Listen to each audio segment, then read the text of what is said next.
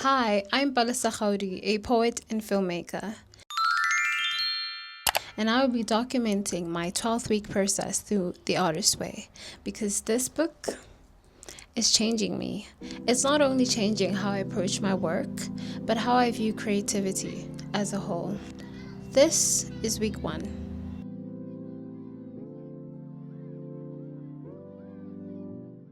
If you have no idea what I'm talking about, The Artist's Way is a book by Julia Cameron, and it is a course designed to help you discover and uncover your creative self.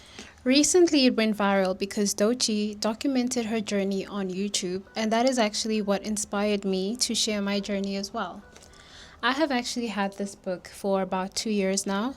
I thrifted it in Johannesburg about 3 years ago, and I have started and never got to week 1. And finally, I am in the journey, and I've decided to share my journey as well, not only to hold myself accountable, but to also have a community that I'm sharing this with. And hopefully you can relate or you can learn from the lessons that I am about to share as well. Each week, you have some reading to do, some creative tasks, morning pages each morning, and an artist date. An artist date is a date where you take yourself out and either consume art or create art. And this week really helped me realize how do I put this? This week made me realize how insecure in my creativity I really am.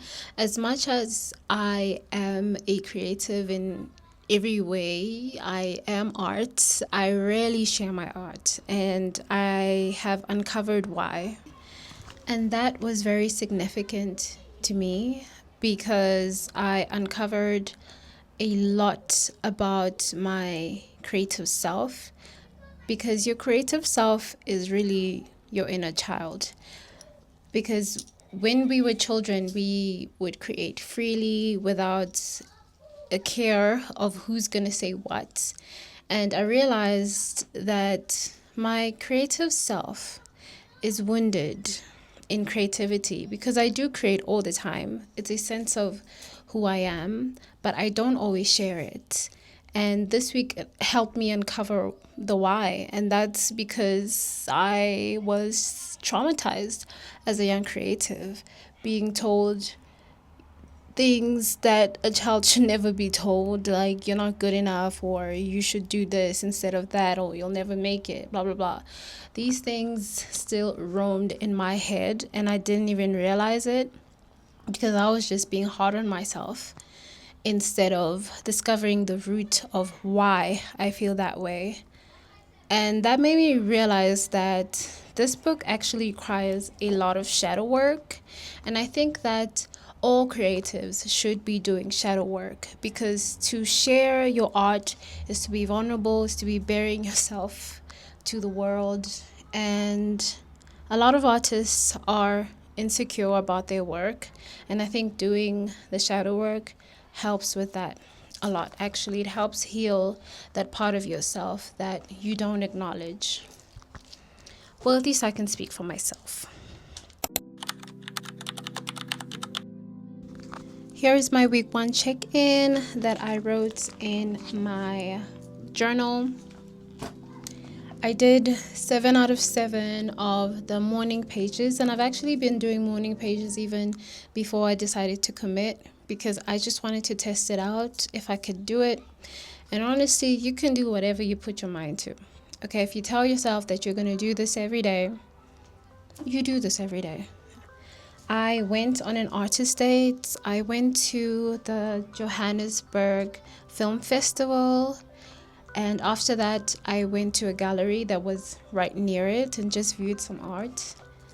It was really nice to spend time with myself creatively, and I love how intentional an artist date is, because you are truly just spending time with your inner creative and just spending time with them and being with them and listening to yourself and allowing yourself to consume art without anyone to tell you how to do it or when to do it. You're not even policing yourself. You are just enjoying being an artist, really.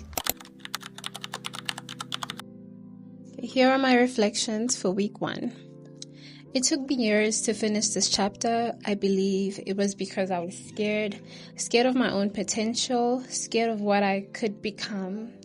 I'm realizing that this work requires a lot of shadow work because that comes with reflection.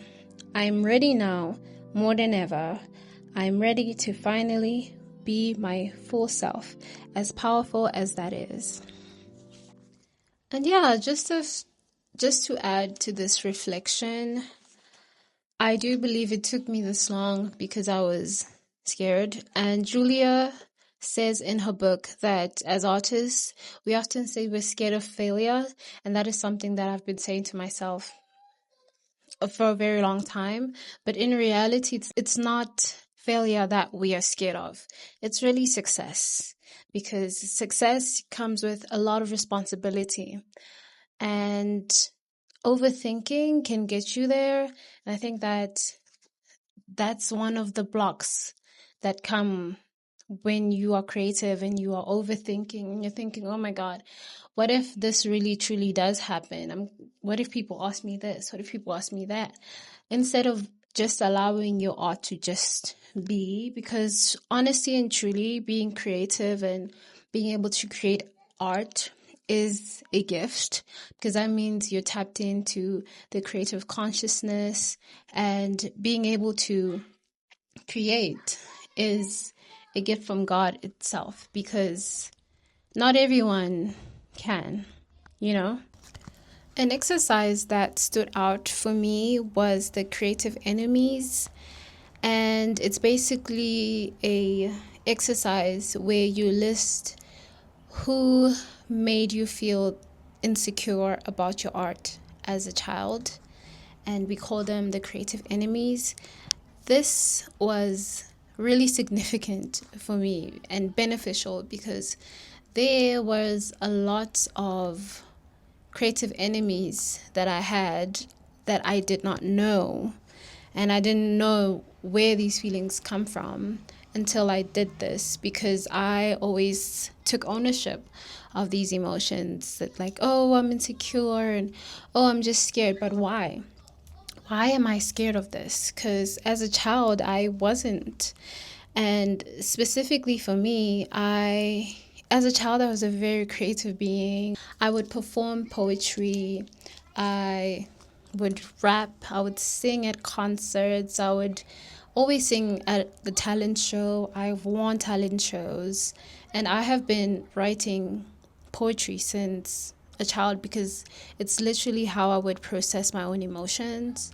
And so uncovering and discovering why or when these emotions came about was very beneficial for me.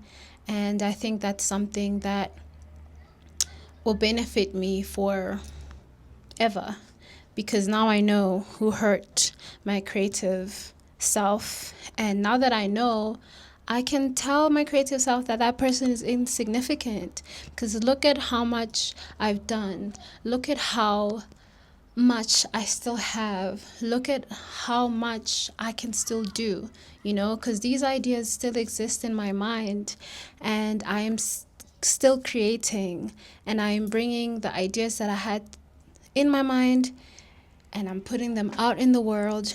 And that is such a beautiful process. And no one can do it like I do. Specifically, not everyone can create what you can, and your vision is yours.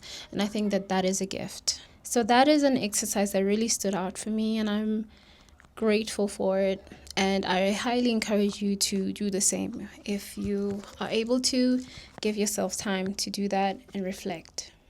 This week was really healing for me and my inner creative self.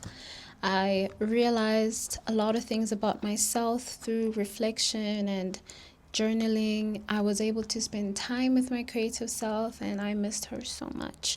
Even though I'm with her all the time because I'm creating all the time, it's really hard to it's really hard because I am one of my greatest critics, if not the greatest critics, because I am a little bit of a perfectionist, but I'm unlearning that because my art deserves to exist even when it's imperfect, because that's what stops me from sharing, because I want it to be perfect.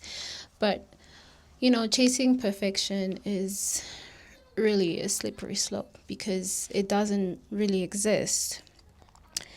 And I would like to close off this video with a quote from the book, and it says, "Make your own recovery the first priority in your life." Robin Norwood. And I think that that's a really good quote for this week's theme and recovering a sense of safety.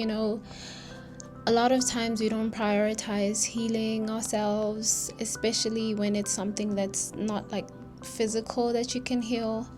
And I am really looking forward to sharing my journey through this, because I do believe this book is really changing me and my perspective. And I hope that is healing for you, and I hope you learned something. Do you have creative enemies? Who were they? What did they do to you? That's if you feel comfortable sharing that with me. Let me know in the comments. Have you ever done the artist way? Will you do it now that you are following my journey? Let me know. Thank you so much for watching, and I'll see you in week 2. Bye.